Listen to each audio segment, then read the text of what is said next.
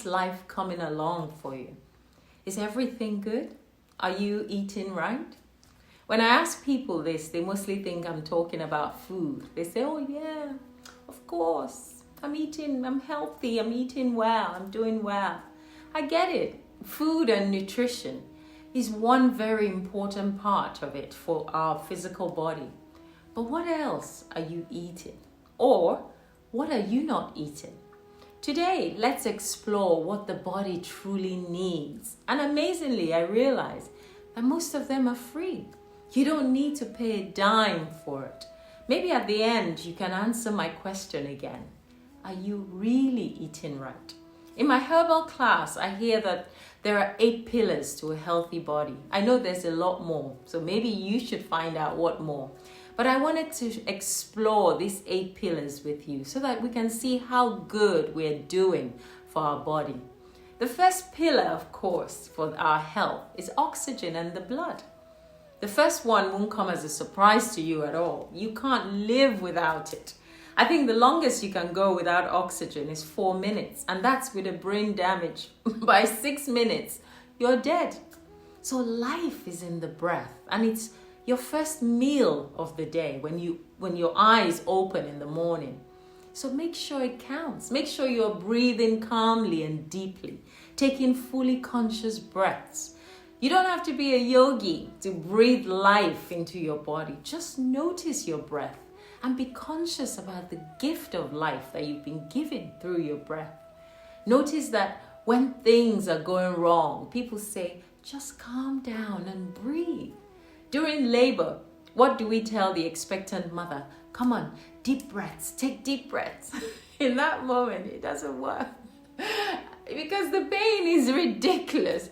But our breathing is life. It takes oxygen to the blood to circulate everything in our body and to keep us alive. And life is in the blood. No oxygen, no blood. No blood, no life. So you better get breathing. So number 2 is sunshine. How happy are you when the sun is out? For me, it's everything. Sunlight is so vital for every living being, plants and animals alike. I'm not even going to ask those who live in the tropical countries because they'll be complaining, oh, it's too hot. The sun is too hot. I'm like, seriously? I know. I used to live in Nigeria and I was one of those people avoiding the sun or wearing sun lotion. How stupid was that? The body needs vitamin D to stay alive, to function as a human being. We pay for expensive holidays just to go and get some sunshine. So I don't have to tell you how vital this free gift is to your body. You can't bottle it and sell it, nor do you even need to pay a subscription for it. It's free. Use it to the glory of your Creator. Give thanks that you are getting it for free.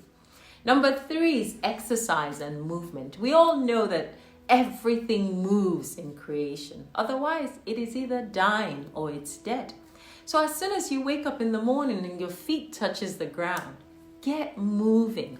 The body needs exercise to balance and circulate oxygen to your lungs and to carry blood to your heart and everything.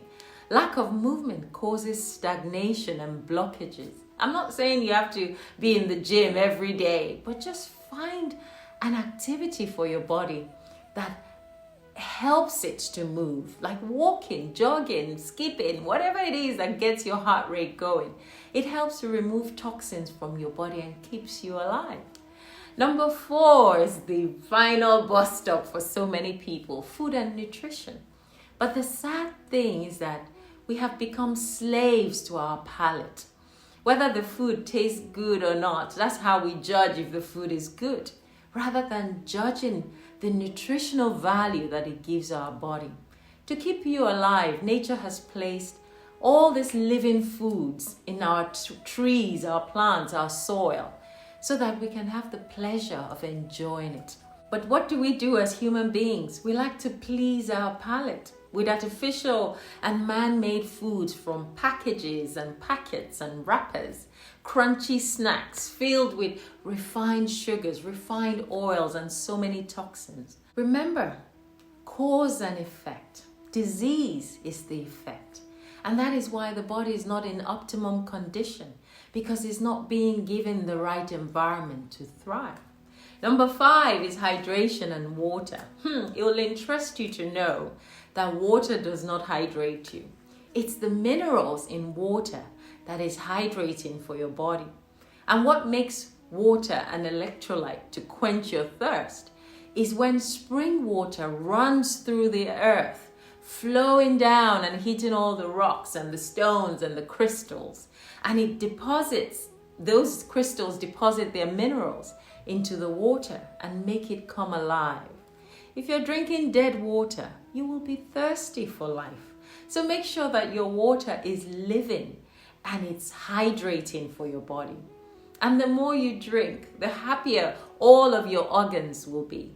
So get drinking, but make sure you are drinking water that is alive. There's so many other liquids that are draining you, that are dehydrating you. I don't need to mention any brand. We already know. But we must try to drink water that is living for our bodies. Number 6 is sleep and rest. Wow, this one's hard. This is one of the most important ones, and yet we take it for granted. When the work is done, rest. When the sun is gone, go to sleep. And I'm so guilty of this because sometimes I'm burning the midnight oil trying to get things done. And some of us are just on our phones till midnight. We're addicted to electronics. And this has completely messed up our circadian rhythm that actually regulates our sleep cycle. And because of this, many of us wake up irritable, we're sleep deprived, suffering from insomnia, having not slept well. And your body is not able to rejuvenate and resuscitate itself from all the junk of yesterday. So we have to rest our body and our minds. There's no machine in the world that can go on 24/7 forever. It has to rest. And your body and your mind are machines. We need to be able to quieten our mind and go into a meditative state so as to help our body to heal. So your machine is only as good as how much rest it's getting. So it's up to you whether you're going to rest it or whether you're going to overwork it. So that leads me to number 7, which is your temperament. Avoiding negativity and the energy vampires that are draining you. Or maybe you are the vampire that's draining others. What is your nature, especially as it affects your behavior towards others? How do you see the world? Are you being drained of your energy? Or are you draining other people's energy? How do you handle stress? Has life caused you to be bitter and grumpy? Or are you mostly happy and excited and full of life? And what are the ways that you are showing this excitement about your life? Are you living in the moment? Are you stuck in your past? Are you hoping for the future? Are you grateful for how life is living through you? Or are you mostly a serial complainer, a moaner? Well, it's only a matter of time before your body has had it with you if you're a serial complainer, and it will give up on you. So let your temperament help your body, not harm it. Allow your mind and body to always be in a calm, peaceful state, because only that way will it have longevity. And this leads me to number 8, which for me is the most important of them all. Your spirituality, your consciousness, your awareness of self, the I that you say you are, your true self. And you can sort out all the other 7. And if you don't have number 8, you don't have anything. Your alignment to source energy, that is the life force of the spirit. If you don't have this, like I said, you don't have anything. And that is why many can tick the box for the first 7.